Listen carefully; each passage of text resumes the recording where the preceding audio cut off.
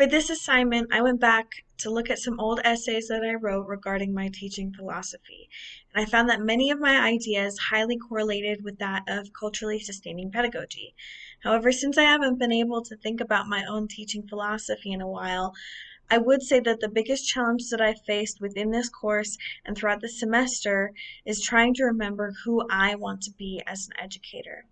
Within this course, some of the reading was difficult to get through, as it felt like I was reading scholarly articles with a plethora of supposed teacher jargon.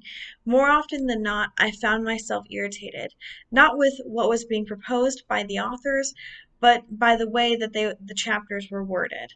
It often felt as though the authors hid behind their vernacular in order to not offend people that may disagree with them. And so that leads me to the real challenge of this course, being able to remember what culturally sustaining pedagogy means. It's very difficult to explain what CSP means, so that is where I genuinely struggle the most. However, I think that the name is possibly what makes it a confusing term. When someone thinks of CSP, they might think of the education system's inability to value all cultures, which is true, but after reading and dissecting this course's text, I would say that it involves a lot more than that. Culture is more than just where we come from.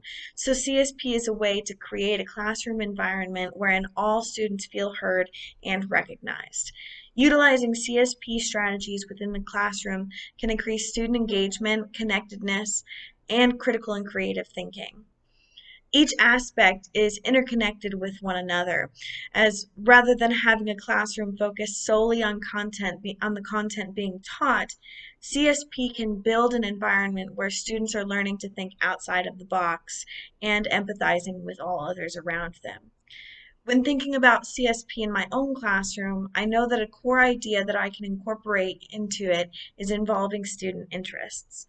When we read about Gloria Ladson Billing and how she discussed her hip hop pedagogy, it got me thinking about the current students that I work with and how they have a interest in anime and how I could tie that very easily into my own classroom.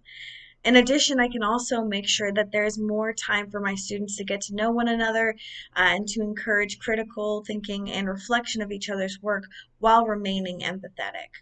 However, in order for me to successfully incorporate CSP into my classroom, I know that I will constantly need to model to my students how to be empathetic and how to critically think and reflect for my own self.